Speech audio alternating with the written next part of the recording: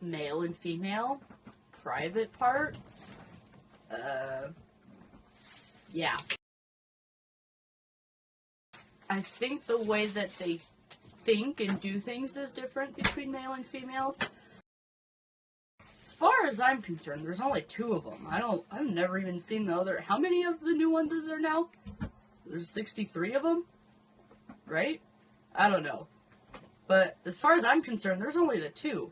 I mean, I think that the genders, you have male and female. All these other symbols, I think, are more of a mental state and preference versus gender, really. So, yeah. I think that we have them because people feel that they need to not be different, not be sensitive, but they have to feel that they have their own group. They need, if they don't feel like they're necessarily male or female, they feel the need to have their own gender. So, but, yeah.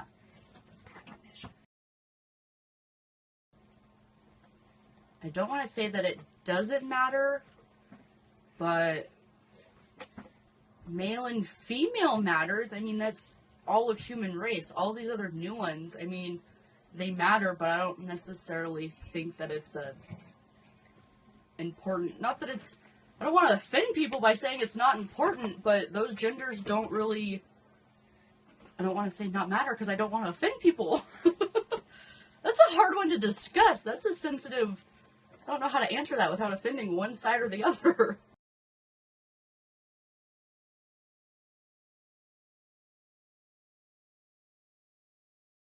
It's probably determined by genetics, although I think there's probably some environmental factors, sociological factors that may contribute, but I think basically it's probably determined by genetics. Okay.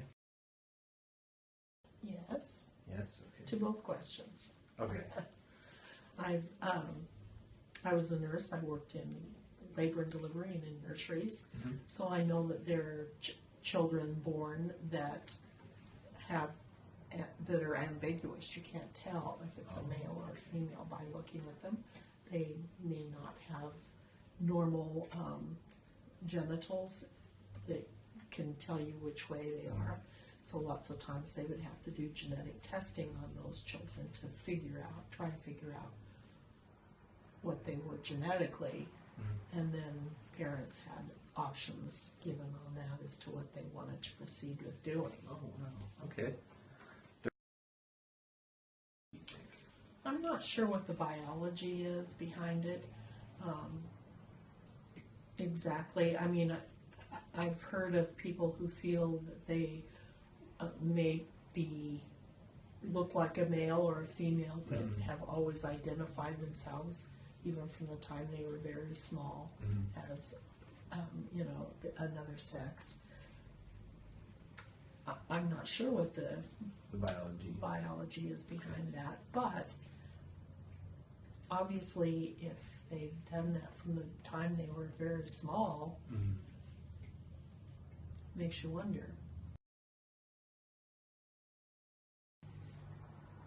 I'm not aware there's more than 2 gender symbols. There may be, I just may not be aware of it. Okay, so you're originally just familiar with the male and the female symbol? Right. Okay.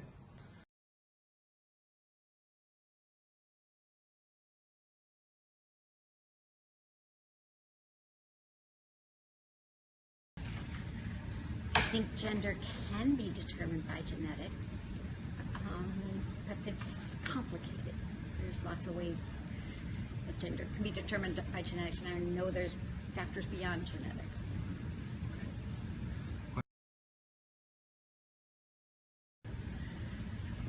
Well, there are lots of physiological things that can change the way people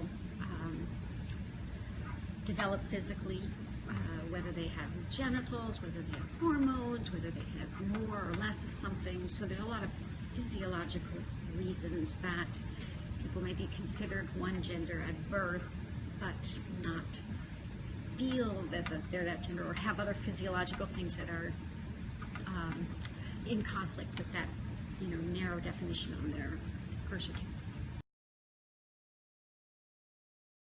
I mean, there are people that if it's challenging to pigeonhole yourself into one or the other of those, then it might be helpful to have a symbol that is more inclusive.